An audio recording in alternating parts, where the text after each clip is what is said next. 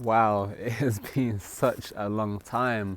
I've been slacking, I'll be honest with you all. I haven't made a video in a very long time, but I'm back with some new content for you today. I'm actually outdoors in nature. And today, I wanted to talk to you about sexual health and sexual energy. So I'm gonna get straight into it. So in mainstream Western culture, many of us have a view of sex and sexuality as it being a means to an end. We have these feelings, often very impulsive, and in our mind, these feelings must necessitate some sort of end action.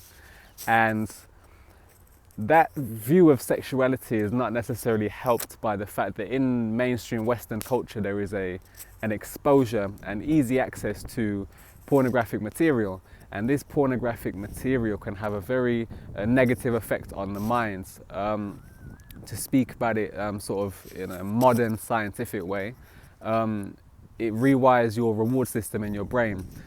Very simply, you have a reward system in your mind or your brain, and when something good happens to you, it releases this hormone called dopamine, and dopamine is like the feel-good hormone. So one of the problems is that if you are hyper is probably the wrong word, but if you are overstimulating this hormone, it almost leaves you to feel kind of numb.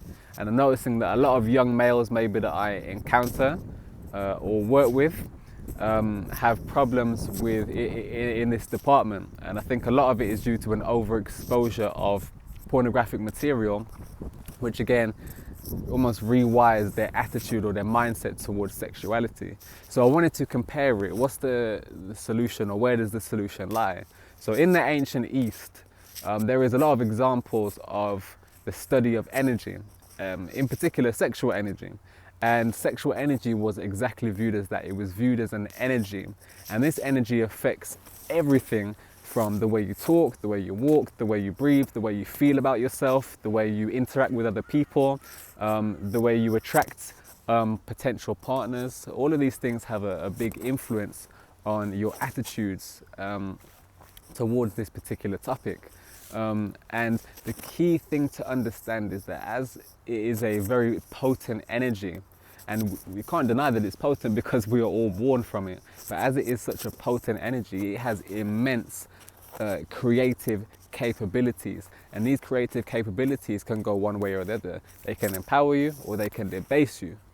Now, if you were able to transfer your sexual energy towards something positive, what you then begin the art of doing is taking the most potent form of energy that exists within you with the most creative potential, and you can use it and direct it to empower you and drive you towards the things that you want to achieve. Okay, so I want you all to start understanding sexuality as an energy. It's not an end goal, and it's also not a stagnant label term. It is a constant energy in motion in your body, and it is impacting every aspect of you. Don't get it twisted.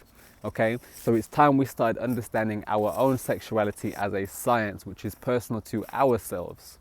And in understanding this to ourselves, we can refine it and use it to empower us. I'm going to be making more videos on this because I think this is a lot deeper than just the points I've raised today.